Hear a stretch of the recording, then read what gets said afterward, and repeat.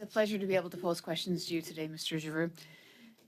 Earlier this week, I was speaking with a single mother working full-time along with a side hustle from home, and 100% of her income is covering her mortgage. She relies solely on food banks and her credit card that is maxed. It's getting increasingly difficult. Stats Can report on food insecurity released in November of last year referenced female lone parent families, or single mothers, as one of the highest groups, with 48% experiencing food insecurity. So food insecurity means more than just a child going hungry each week if their parents cannot afford the groceries. Kids experiencing food insecurity are less likely to get the nutrition they need to grow healthy and develop, and they're more likely to develop mental health problems. When food prices go up and there's less money in the household budget, there really are significant impacts on health and wellness.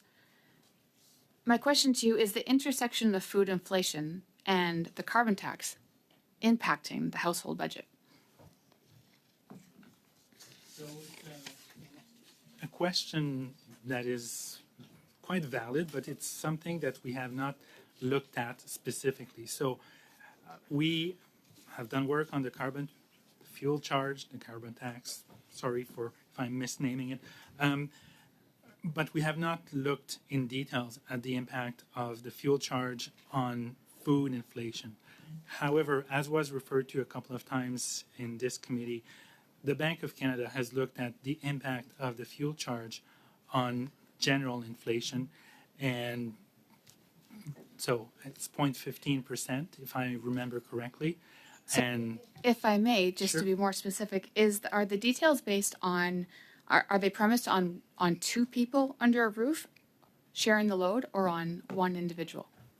When you refer to inflation, inflation refers to, as defined by Statistics Canada, refers to the price evolution of a basket of goods and services that is representative of what a typical household will buy. So, and the typical household is changing. It is changing, as is the basket of goods and services that they need or they purchase on average. And it's based on surveys and based on consumption patterns. So Statistics Canada is probably a better place to answer how they themselves design their basket of goods and services. Then perhaps I'll switch gears and speak specifically on C-234. You've previously reported that Bill C-234 will save farmers nearly $1 billion by 2030.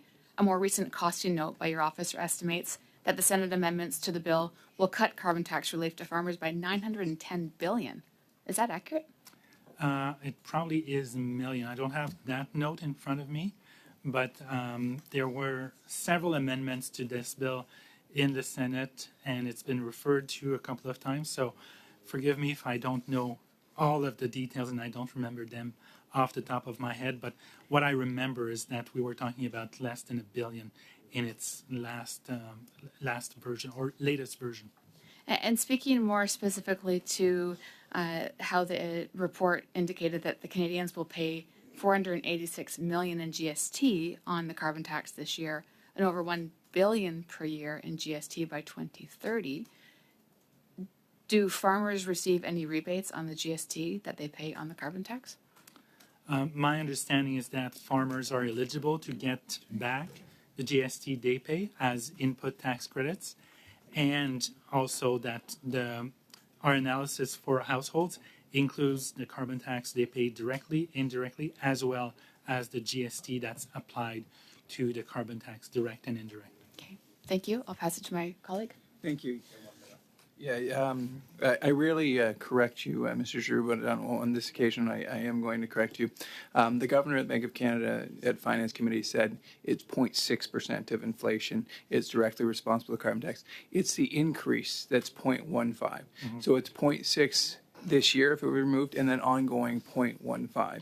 And given that after the April 1st increase, if we don't cancel the hike, it'll be nearly 0.8% of inflation. I understand you haven't studied food specifically, but if it's reducing the overall basket of goods by 0.8, it almost certainly has to increase the cost of food. Is that not correct? Yes, but I would assume that the impact of the carbon tax on the price of food is probably not significant, even though there has been increases in price of food. Not all of it, only a fraction can be attributable to the carbon tax. Yeah, I think we could maybe split hairs into what that fraction is, but I think though what I want Canadians to leave this meeting with, and I think we agree. You can certainly say differently, but that the carbon tax increases the price of food. Yes, I would probably say to Thank- some extent, but Thank you very much.